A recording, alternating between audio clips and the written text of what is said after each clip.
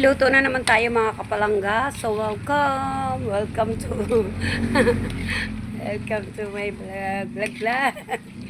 Vlog ko lang tong pagluluto ko ng aking turong mga kapalangga, no?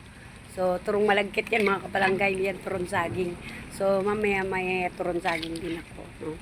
Pero inuna ko lang tong turong malagkit mga kapalangga, no? So tapos na ako sa karyokang malagkit. Ayan, so luto lang tayo mga kapalangga bang maaga pa, no? Kasi syempre para malay mo may maghanap na ng merienda.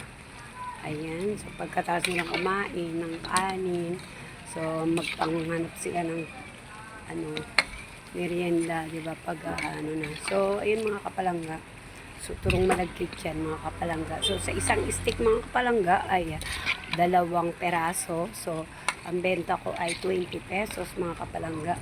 2 peraso na siya sa isang stick. So bye mga kapalangga. Thank you for watching. Don't forget to share everyone.